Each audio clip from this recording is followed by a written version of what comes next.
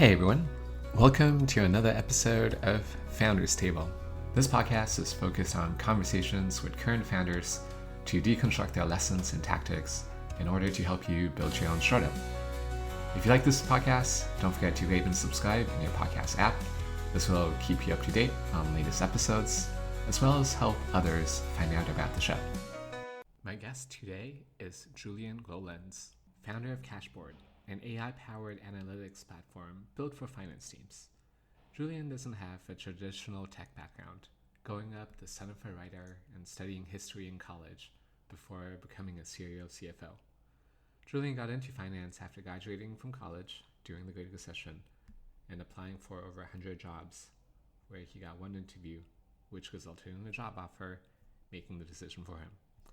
Cashboard started as a pandemic side project. After years spent validating the idea and talking to CFOs about pain points, Julian had enough conviction to leave his job and focus on Cashboard full-time.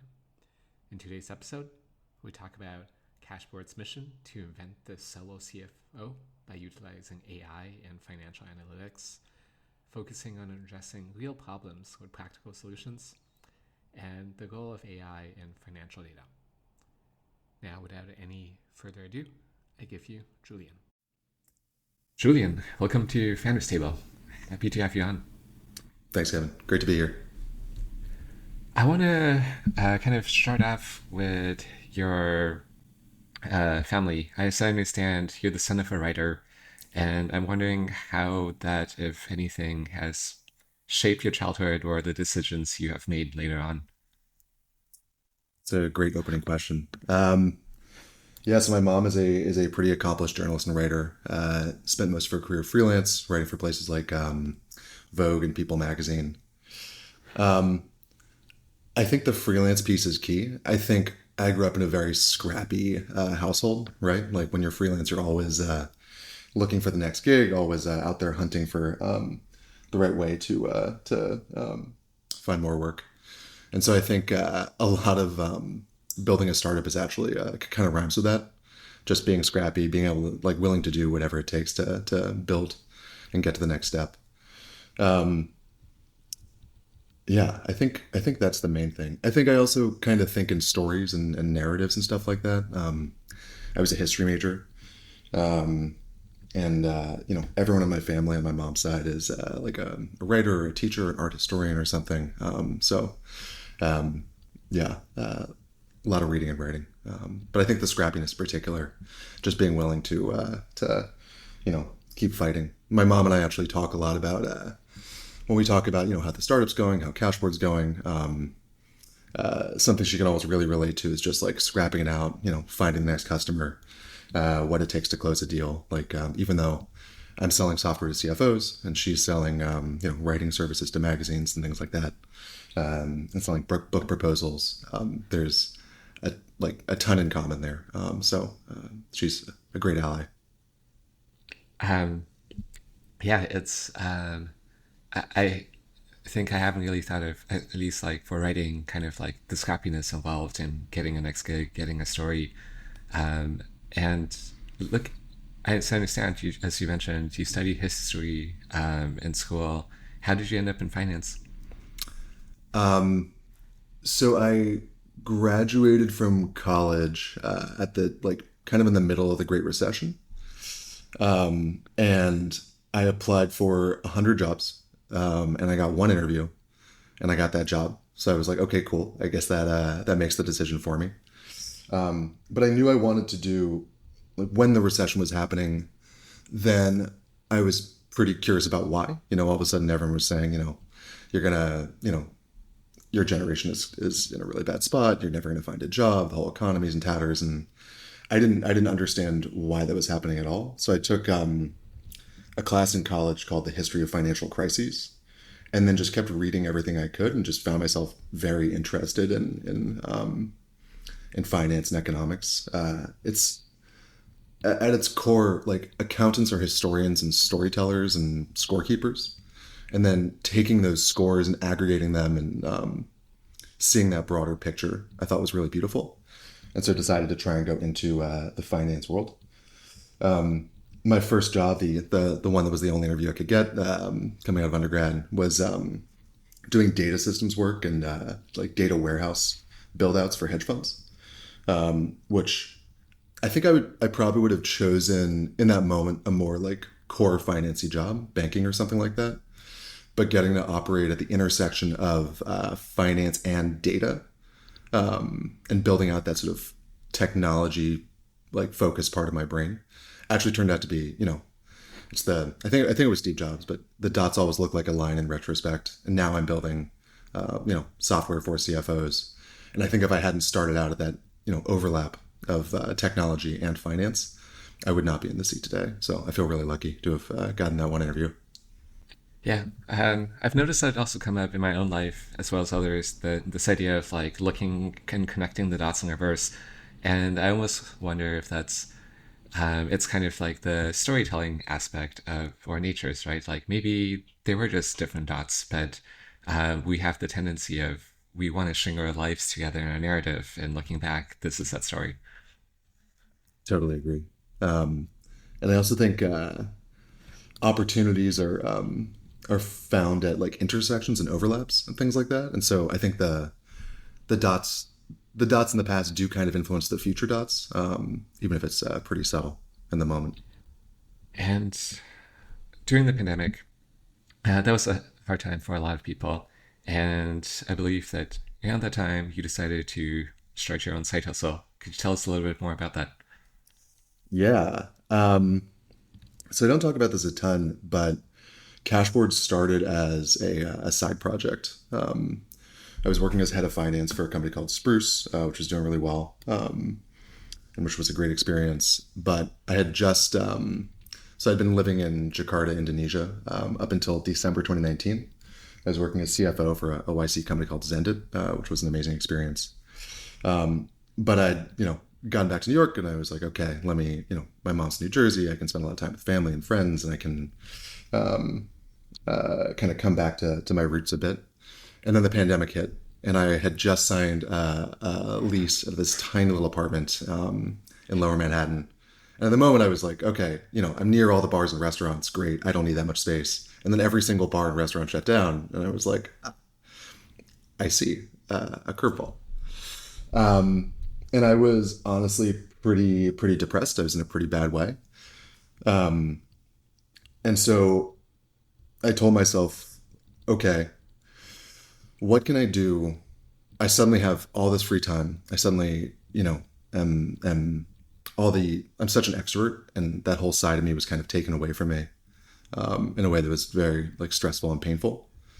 And so I thought to myself, what can I do right now? Like, what are the inputs I can focus on that will make me feel a couple years out like I used this time well, right? That I made lemons out of lemonade or lemonade out of lemons. There we go. And I knew a lot of CFOs. I knew I was pretty technical for a CFO. My SQL's great. I had also been a product manager at Zendit. And that I had this overlap with software technology and what CFOs care about.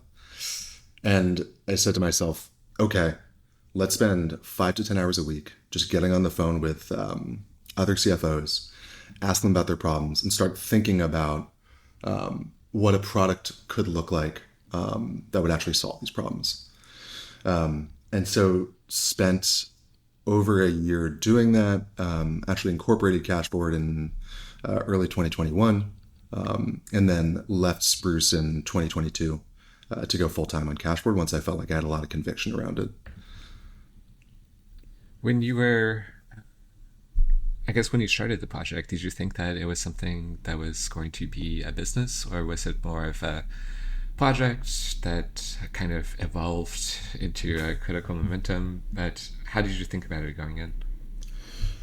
I thought of it as a project with the option to go all in on it and turn into a real startup. The nice thing about doing something on the side that you then start making money on is that you have a lot of leverage and you don't have to, take venture funding. Like when you raise venture money, it's an IOU, right? Now you're on the train and you've got to go big or go home. And so I knew that I could start it off as a project, and try that out. And maybe that would turn into a side hustle that could be interesting as a project.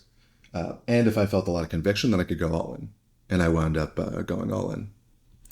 And how did you balance your time? I know, especially among engineers, everyone's talking about doing a side hustle, but then at the end of the day, you come home from work, you're tired. You might spend an hour over the weekend like working on it, and essentially nothing ever happens. It sounds like you've put in a lot of effort through a long period of time to bootstrap Cashboard into something that you thought could be a company. So, what kind of routines or schedules, or how did you make that process sustainable?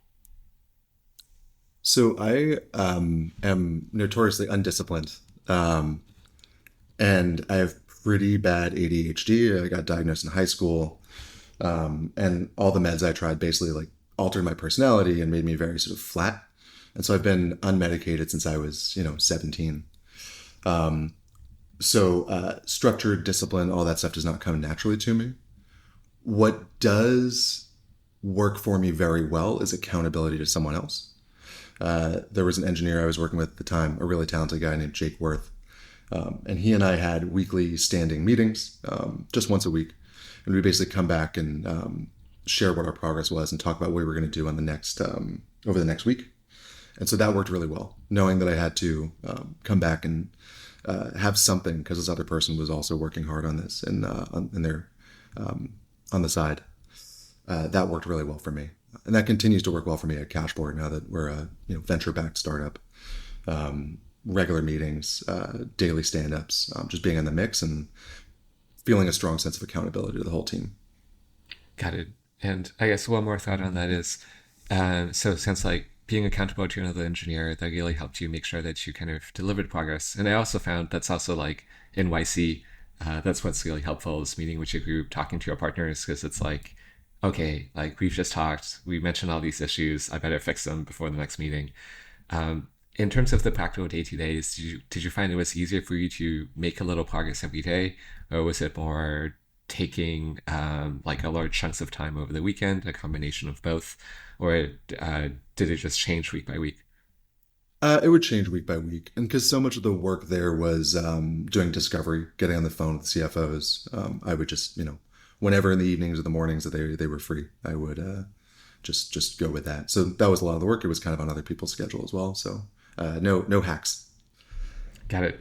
And, we've been talking around this for a little bit now, but let's talk about Cashboard. In your own words, how would you describe Cashboards to customers and people today? So we're building AI agents for financial planning and analysis, FP&A. And the vision we're building towards is enabling the solo CFO. So people talk about the solo entrepreneur, this one person who could run $1 billion company without any of their employees. Our vision is the solo CFO, right? Someone who's strategic and can help guide the business and keep it safe with AI-powered FP&A software, doing all the data execution, running analysis for them. And the way Cashboard works is the foundation is a business intelligence platform for finance leaders. So we integrate with all the data sources they care about. That's the accounting system, that's their CRM, their payroll system. We upload their budget. And we give them a custom analytics environment with all the KPIs and dashboard their company needs. And we do all that within a couple of weeks. That they build it themselves, which a lot of people do in Power BI or something that can take upwards of a year. It's super expensive, it's super painful, and we just get that done 10x faster.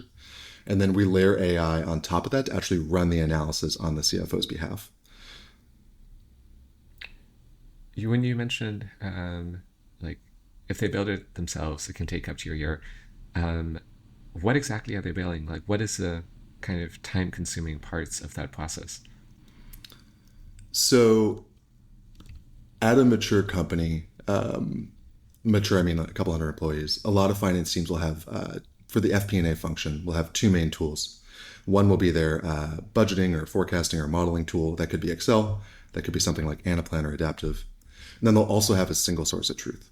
It's often Power BI, sometimes it's Tableau or BigQuery or something with all those data sources piped in. A lot of the pain is the data modeling piece. So structuring your data from NetSuite or Salesforce or something in a way where it actually represents the business well and can be tied to other data sources.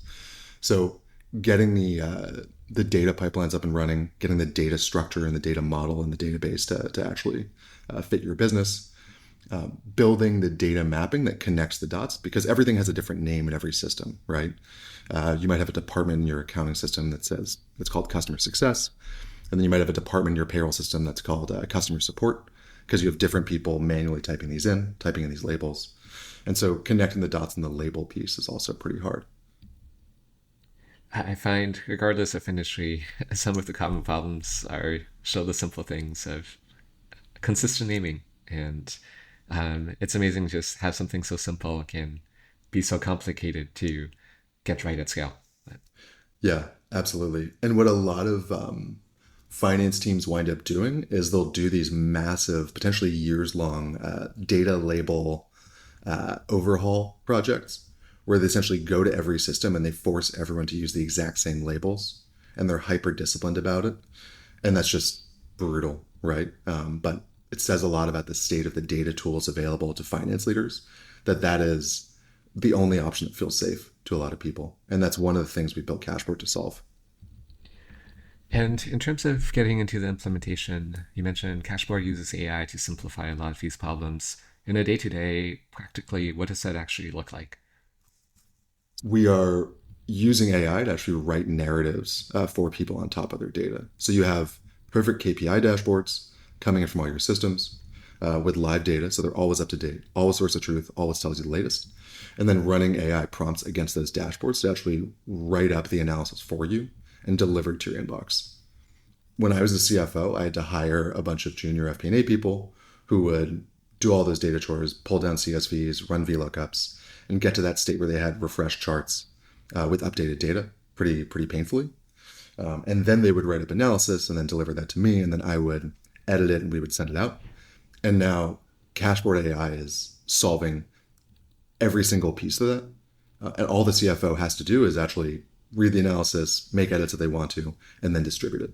So you can wake up at 6 a.m. on a Monday morning and you just have your sales flash report with freshly authored analysis with fully up-to-date data just sitting in your inbox, ready to go. For one of these analyses, what I guess 2 points there is like, what is usually the cadence of those of how they're sent out? Is it daily? Is it weekly? Is it monthly?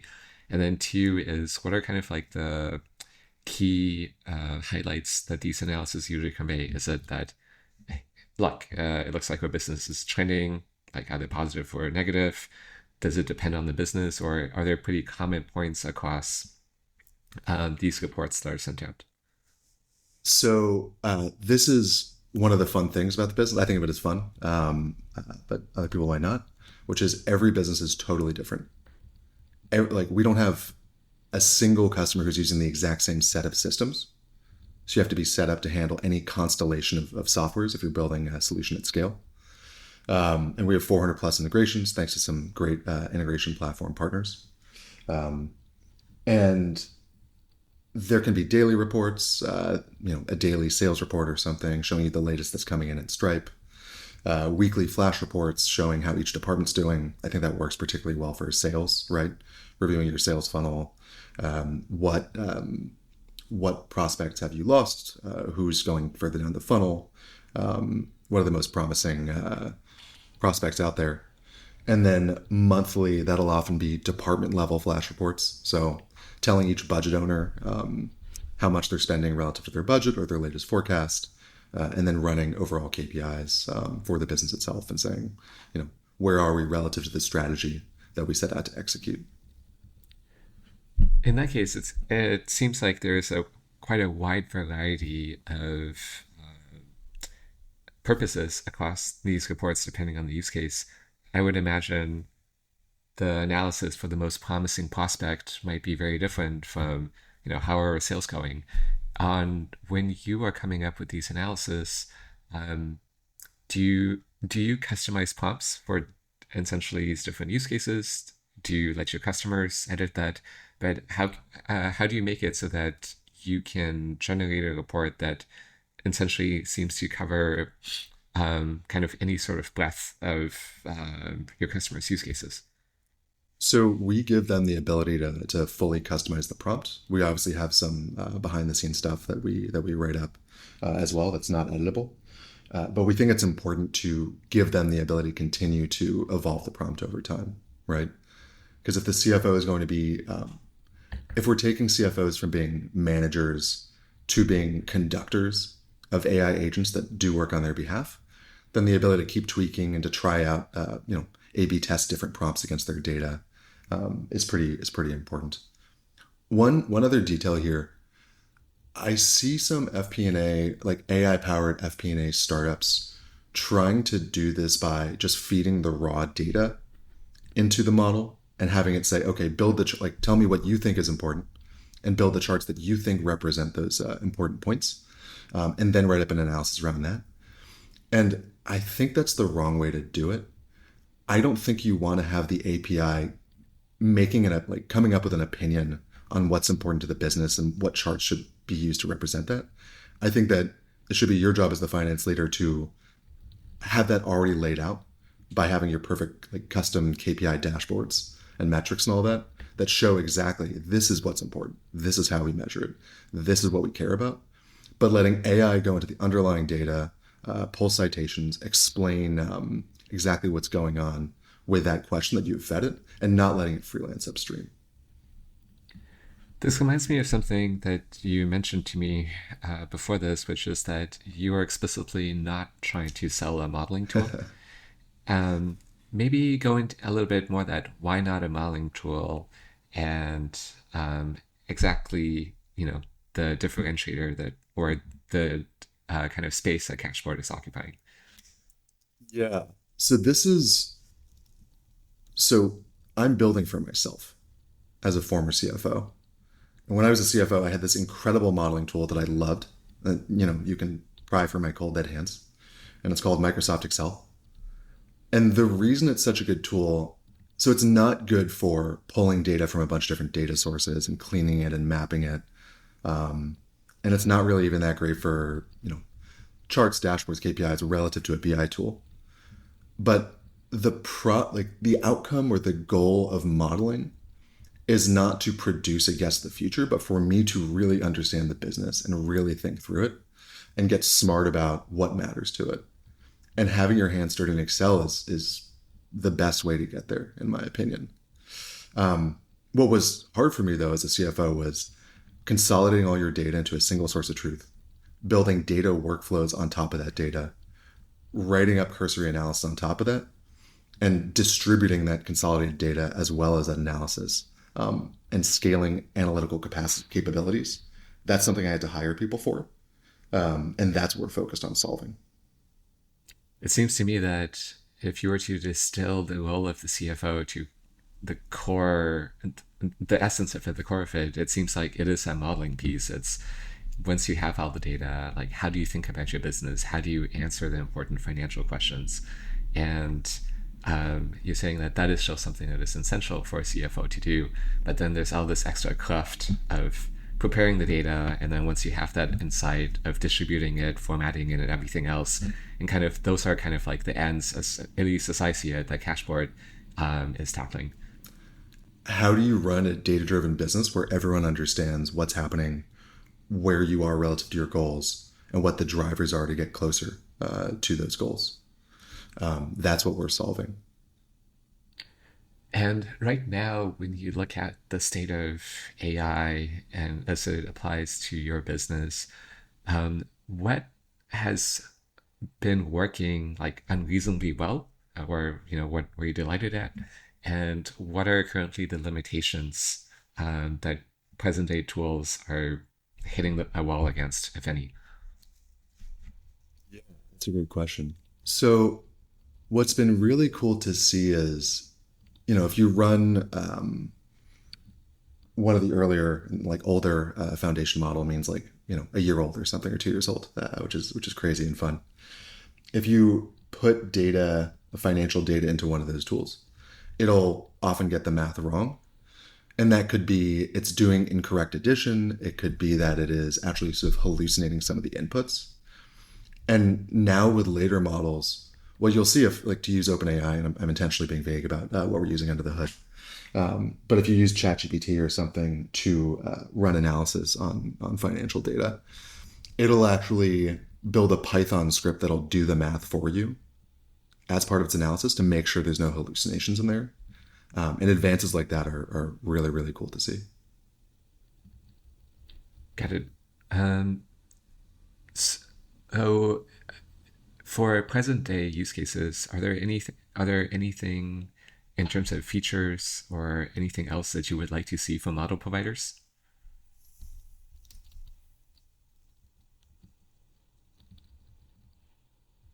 It's such a hard question to answer because it's all moving so fast. And I feel like every time I feel like I know what I want, OpenAI to build, they come up with something like the super fast voice conversation piece that is out of a sci-fi movie that is the thing I needed, but not necessarily the thing I would have been able to articulate. So I don't have anything in my brain right now. I like what Sam Altman said in an interview about how the AI he wants is something like a senior employee or a senior advisor that actually has real wisdom and can take the place of a VP of product or a VP of marketing and can actually help you understand what the right question to ask would have been rather than just answering your question to the best of its ability. That maybe that's coming out tomorrow, maybe that's coming out in 10 years, but that would be incredible. Yeah, I think we are all wondering at the answer of that question as well. Yep. Do you still remember your first customer and what it was and what the process was to acquire them? Yeah, I do. So I went to U Chicago for business school, and I used to make fun of it for being a CFO factory, and then immediately became a CFO after graduating by accident. And then insult to injury, I loved it. You're kind of the voice of the numbers or the voice of value creation, the voice of the data inside the business, which is really, really fun. And I enjoyed it a ton. And it's also a very collaborative role. But so when we first started selling Cashboard, I thought to myself, okay, it is more likely that a CFO, takes time with me as a stranger if we went to the same business school. So I reached out to a lot of U Chicago MBA alums who are now CFOs. Yeah, that's how I found our first customer.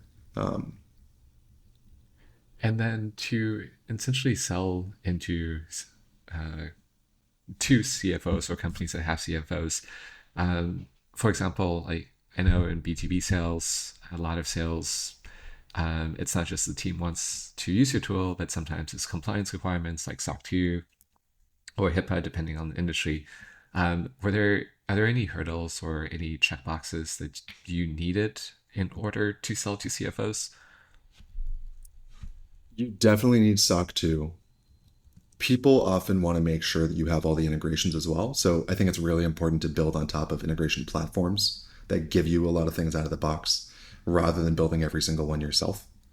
Being able to point to, even if it's someone else's integrations list and say, yes, we have your systems. Yes, we can pull on that data super quickly. I think is pretty critical. I think also being able to represent exactly what their environment will look like, even if it's Figma or something like that, and giving them something to look at is pretty key. And so we have a principal product designer on our team who's amazing. Before this, he was at Robinhood, and Robinhood has 8 different tiers of individual contributor product designers, and he was the top tier. He's really amazing. His name's Josh. And so, especially for those early sales, we would actually build custom Figma mockups of exactly what their environment would look like, so they could give us feedback, but also see, okay, this is exactly what's going to be built for us, which was really powerful. This might also tee up into my next question, but one of the YC mantras that they tell everyone is do things that don't scale. And in Cashboard, what have been the things that you've done that didn't scale? And let's start off right there. Yeah. So this connects to something we talk about internally a lot, which is prioritization is painful. And sometimes you have to accept that you're going to do something manually or in a way that seems, really, really rough, in order to focus on building the software that your clients really, really need. To give two very specific examples of that, we got to six figures in ARR with manual data refreshes. So we had the integrations, but someone actually had to manually update the data that people would see behind their dashboards once a week, which was super painful and would take hours before we actually got those fully automated, which was really interesting, right? Because it tells you exactly what customers prioritize. They would rather have the analytics tell them how their business is doing with data that's maybe a couple days old than have bad analytics with up-to-date data. So I thought that was really interesting. And then another thing is, same threshold. We got to six figures in ARR without even having a login button on the website. And this is a thing you can only do in B2B. But we basically told our customers, here's the URL that takes you to the login screen, bookmark it. And only after we were, well into six figures of ARR did we actually have a login button on the website. So two examples of choices we made that I think were the right ones that feel painful in the moment. And at what point did you cross the threshold for, now it feels like we do need a login button? Like, this feels like the right time. How did you make that decision?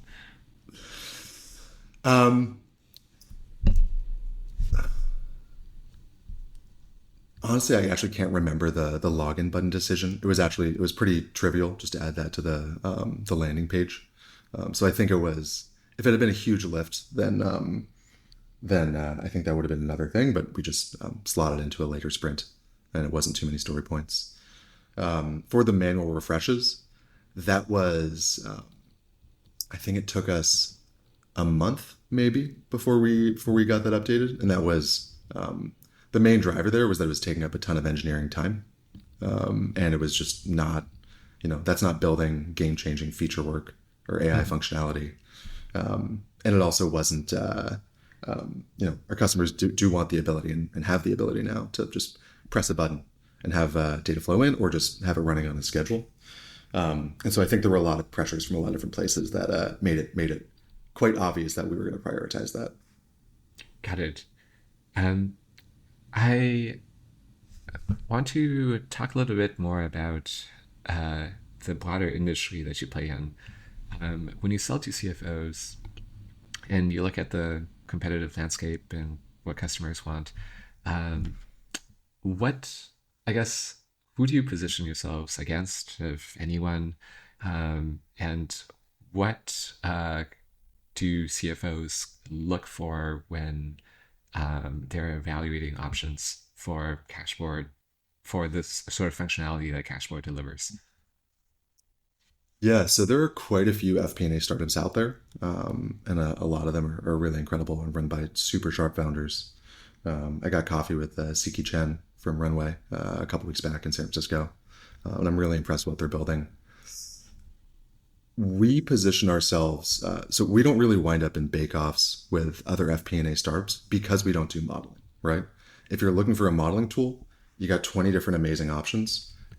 Go check out Runway, right? Go check out Mosaic, go check out Veretto. But as a CFO, what I saw all the time was that CFOs were building their own Power BI implementations with all their data piped in. And we're often either working with expensive professional services that would take a long time and didn't really understand your business that well and charge an arm and a leg.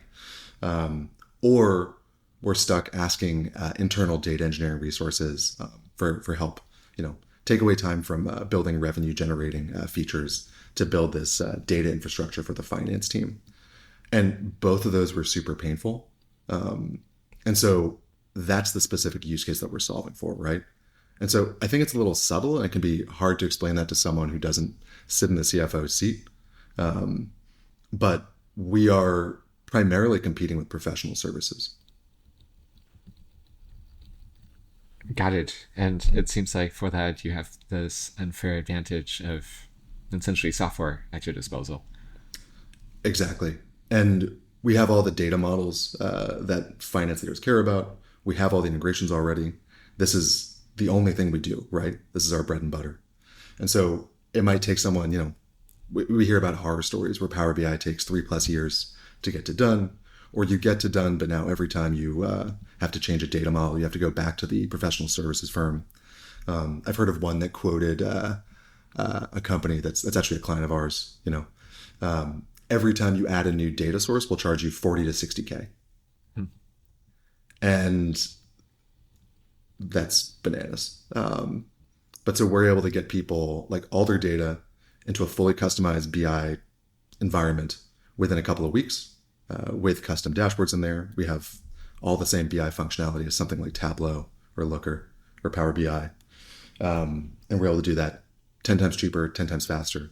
And now with the AI that we're layering on top, now it's actually able to take the place of employees, right? So you can scale up by hiring more agents within Cashboard rather than hiring people to use Cashboard to pull more data out. Now, how does the integration story look like? Would you be still relying on their IT teams or engineering teams to do the integration, or is that something that you take on? But what does that part of the story look like? Yeah, so it's the authentication piece is generally pretty straightforward for things like QuickBooks or HubSpot or pretty much any payroll system. Huge shout out to our iPaaS partners, Hawkloo and Finch. We use Finch for payroll and HRIS systems. We use Hawkloo for CRMs, ERPs, things like that. And for most systems, it's just a matter of getting an admin to put in their credentials, right? Username, password, and then we have access to pull all that data in. For some tools like NetSuite, it can be up to an hour and a half of configuration, which is a little painful, but one and done, ideally. And then on our side, we have data structures built out for each type of system. So accounting data structures, sales CRM data structures, payroll and HRIS data structures. And it's a matter of adapting those if there are custom fields or something like that, which there are with more enterprise systems like NetSuite, and then surfacing those to the customer within our platform. Got it.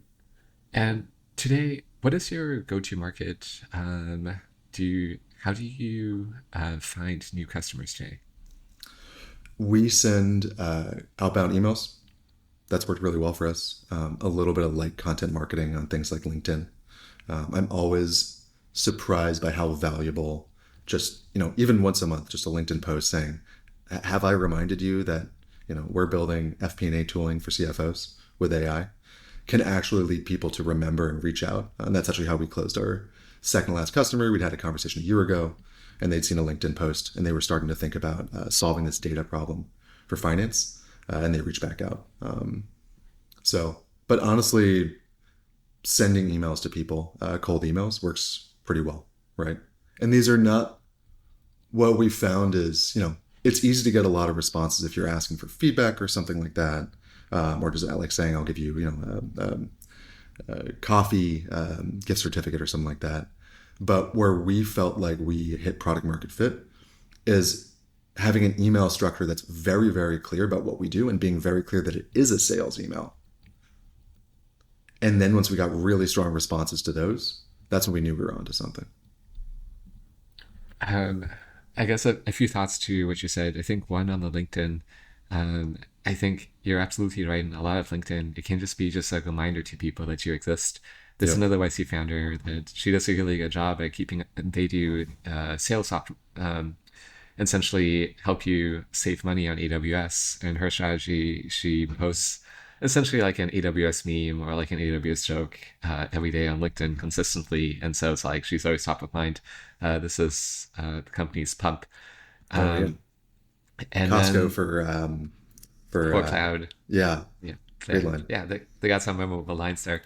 And then the other part of cold emails is I think I 100% agree. Like my prior startup, we did a lot of cold outbound, and definitely it's really easy to get responses if you're just asking for feedback. But a lot of the time, it's disqualifying because it would never have led to a sale. Yep. And I guess in terms of like how you ended up developing email, as much as you're comfortable sharing, what what kind of like elements, or how, did you have to, was it like changing the messaging? Was it a lot of different things? But like, how did you end up structuring that email to make it explicit that it was sales and still have people respond?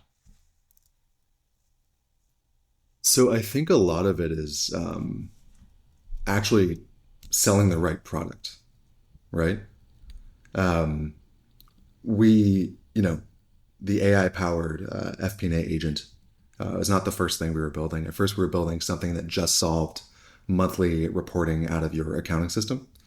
Um, and we could have run the same sort of structure of emails that we're running now on that, and we would not have gotten anything back.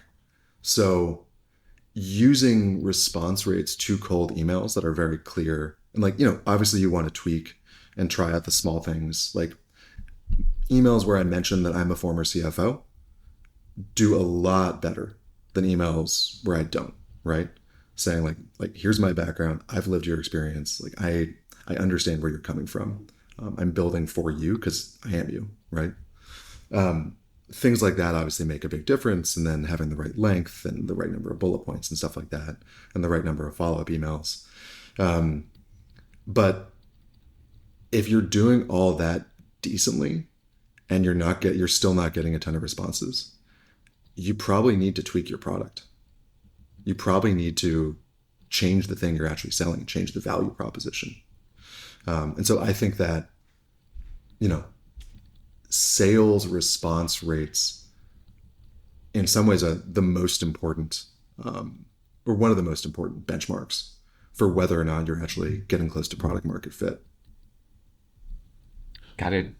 So it seems like there are definitely strategies that can make emails more effective, but at the end of the day, it's just an indicator that, are you solving a problem that people care about?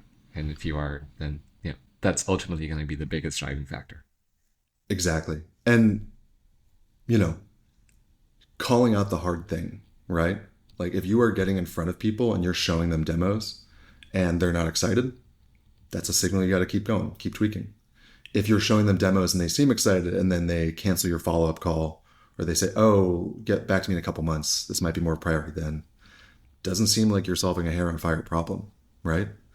And so running cold outbound at scale and using that as a barometer for whether or not you're actually building something people care about. And it's also possible you're building something that solves a real problem and you just haven't nailed the messaging. But the messaging is a key piece, right?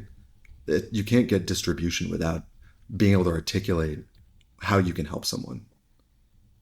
And so, you know, using that data to tell you whether or not you're close, I think is pretty critical. Absolutely. And it reminds me from something we talked about at the top of this conversation is a lot of it comes down to telling a story. There is a state of the world that today is far from optimal. Maybe it's on fire. You come in and tell the story of how to get to a different world. Exactly. Yeah. And even painting a dream of what a better world could look like, right? Like the idea of, not having to hire FP&A people, if you, in the old world, if you needed twice as many, reports or pieces of analysis, you would have to hire twice as big a team. And painting a vision of a world where you never have to do that again because you have smart AI powered software doing that work for you, allowing you to scale up through agents, I think is pretty compelling to people.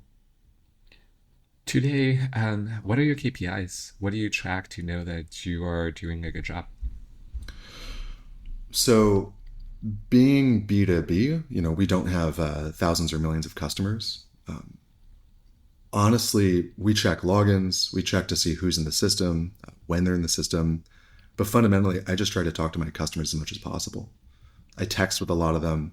I try to reach out and set up regular calls, recurring check-ins, really listening and not being afraid to ask them, what sucks, what's broken, where's it exceeding your expectations, but then also where do you feel like you're not quite a power user yet? And I think that's also a key part of I think it's important to be authentic and to be vulnerable and to listen, But we reach out to people, we talk to people, we try to listen as much as we possibly can. And I think, at least at our stage, we're 5 employees. We're pretty small. We have a good number of customers, and I'm really, really happy with our ARR growth. We've tripled from where we were at this point last year, which is awesome. But we're still at a place where I think it's just so important just to listen, right? And not to assume that you have perfect KPIs, and not to assume that the numbers will tell you the whole story, but to get on the phone. And ideally, actually, get on the plane. I think one of the best investments that we consistently make is we go to where our customers are, right? We show up, not just for onboarding kickoffs, not just for implementations, but actually just to check in, do, recurring training calls, and just listen, right? We're a fully remote team, and we've actually, in the past, done, all hands get-togethers where we all get together for a week in person, which is always incredible. And we try to do those in a city that one of our customers lives in.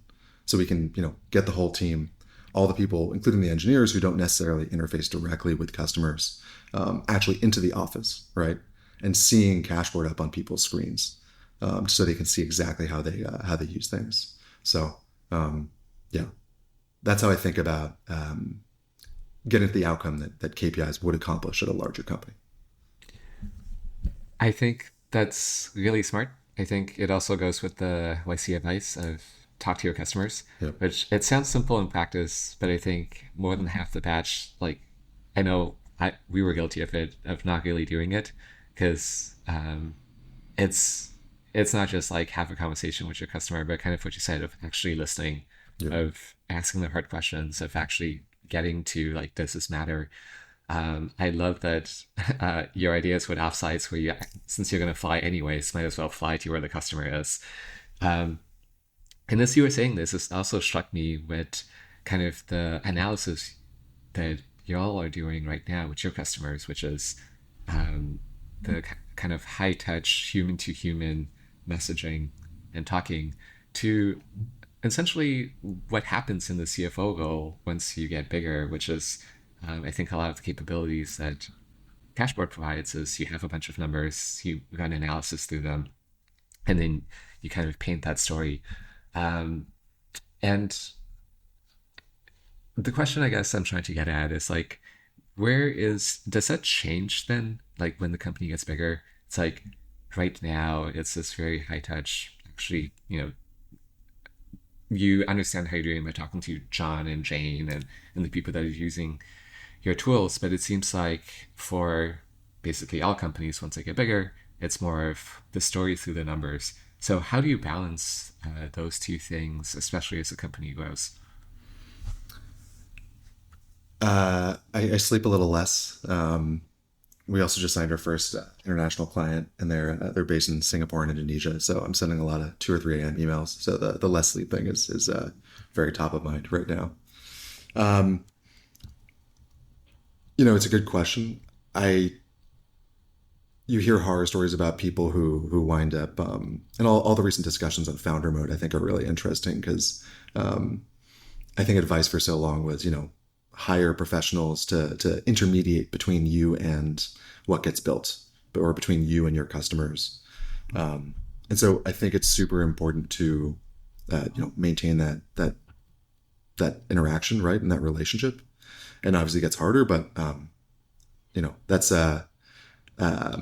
I think we'll have that problem as we continue to scale. For right now, I love spending a ton of time with my customers, and that's not gonna change anytime soon. And I'm always going to prioritize listening to people directly, right, and not being afraid to ask people. Even when we're at 1,000 customers, hundreds of employees or something, not being afraid to ask, what sucks. What was the last time you asked that question that led to either a change in the product or a change in something in your company? I can give a very concrete example. It's kind of on the smaller side, but we were talking to a customer about how they use the data that's in Cashboard and how they're rolling that into their own internal analysis that they're doing.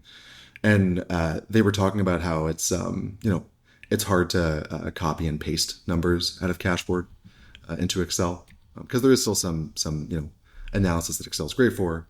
And we realized like, oh, duh, like let's just give people the ability to export things to CSV. So something super small. Where initially, I think they were saying, oh, if you could also do this analysis that we're doing in Excel by building this sort of like functionality. And we realized, what if we just gave you an easy export option? So that's the most recent example that comes to mind. I love that because it also highlights how what I think you're a big believer of is Excel is already a great modeling tool. You can use that. You don't need to reinvent everything. It's a great modeling tool and people are fluent, right? And giving people, not being afraid of it and being comfortable with coexisting with it and letting people use tools that they love. Like don't try and rip people out of tools they love. That's a tough direction to go in. So not trapping people, we feel is super important. Definitely. Julian, I have more questions I want to ask, but we are getting to the top of the hour, and so I'm going to start transitioning to our closing questions. And the first one is around advice and what advice you would give to founders starting off today, or you might think of what things you wish you knew when you had first started. If you can't sell it, people don't really love it. There's nothing super new here, right? The Mom Test is a book that's entirely written on this. That's great. And YC and pretty much every successful founder says this over and over and over again. If you like sell before you build, and if you can't sell it, don't build it. And that's definitely something, for all the great advice out there, for the fact that it was already such a known fact, I still had to learn the hard way. And it's just, I know it's scary, trying to sell something and asking someone for money, but if they're not willing to trade you money for it, then it's not really going to make their lives better. And just to be specific on what we mean by sales, when you think about selling, would you consider a sale if somebody like actually cashes in like an advance check? Is it a letter of intent? Is it a verbal confirmation? But in your mind, what's kind of like the golden standard of you have quote unquote sold it? Being willing to send you American dollars, I think. So for us, we actually did this a couple of different ways early on. One was, taking a deposit that would then go towards the first month once it was live. We did refundable onboarding fees and implementation fees where we said, hey, we even called it a no-risk implementation fee. We'll give you back every single dollar if for any reason you're dissatisfied, right? And having that be the understanding. Them being willing to send you the money, I think. Even if it's refundable, no one's going to send you the money as a startup if they don't think it's going to help you. So just being willing to send you the money, even if there's a fully refundable caveat on there. Absolutely. And if they're not willing, then that's also a great sign that maybe it's not that important. Yeah, exactly. When you think of success, does anyone or anything come to mind? I'm not super motivated by money. I just want to build, right? What I care about is agency and autonomy, and the chance to, make my own decisions, make my own mistakes. Some money could be cool potentially. But I don't really have any grand ambitions to buy a boat, right? When I think about, people whose careers I'm really impressed by, like Mark Benioff, someone who has stayed in the driver's seat and been in the room and gotten to keep making decisions and just like stay in the game. And also who's like pretty much anonymous to 99.9% of the world, right? Agency, autonomy, and being in the room. That's what I care about. Sounds like all the makings of founder mode. Which we can have a separate discussion on that. Yep. But moving forward, how do you recharge? When everything's going on all the time, how do you take time for yourself? So I'm an extrovert, and so going out with friends and seeing people a lot is a very basic thing. But if I'm not doing that a couple times a week, then it starts to chew away at me. I used to play rugby for about 10 years. And that is not a sport for longevity. So I retired a long time ago from that. Retired is a fancy word for saying stop playing in amateur games. But I still watch a lot of rugby. That kind of helps me recharge. And then my sport of choice is Brazilian Jiu-Jitsu, which is, it's an incredible workout. I had one of the Whoop monitors for a while, and I was burning 1,100 to 1,400 calories in every hour and a half long class, which is pretty wild. But I find when I go into those classes, and it's also it's about building like problem solving skills and like turning unfamiliar techniques into muscle memory. And I find that by the time I'm halfway through class, my brain is so clean. Like just all the problems I walked in with, all the things, like the Zoom call I was ruminating on that was swirling in my head when I walked in, it's just a million miles away. And it feels like a true reboot and a chance to kind of center myself. So, and I also, I watch Love Island with my girlfriend. That one's also great. Sounds like you have a lot of strategies to avail to yourself, which is great. Are there any recent small investments from the last year that have had an outsized impact on you? Getting on the plane, far and away. You know, it feels scary to drop $600 on flights and $150 on the worst hotel in Denver or Atlanta or something like that. And it feels like an expense that just doesn't make sense when you can, you know, QuickBooks is costing you $50 a month or something like that. There's so many things that are, you know, 2-digit expenses. But getting on the plane and showing out the cash and just like getting face to face and being able to listen to them and watch as they walk you through how they use Cashboard, every single time, it's just the highest the highest payoff of any investment. I listen to SaaStr, or I used to listen to SaaStr a lot, and I think that's what they go on a lot about. It's just like, especially post pandemic, people don't Yeah, do that anymore, and that, you know, that was the job of sales, and that is, I think a lot of the things is, it's not magic. It's very obvious. It's just hard work and time. I totally agree.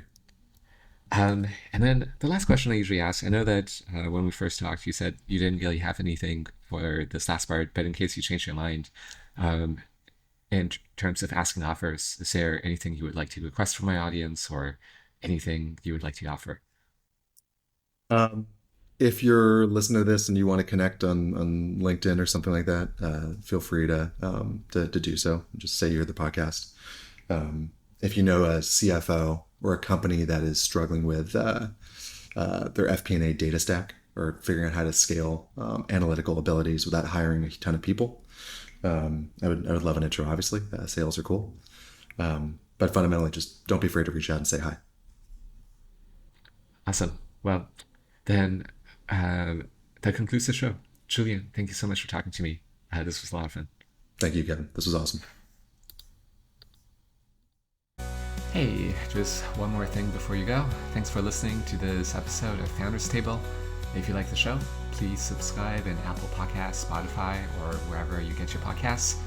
Also consider giving us a rating, as it helps others find the podcast. You can find all episodes as well as more information about the show at founderstable.co. Until next time, stay hungry.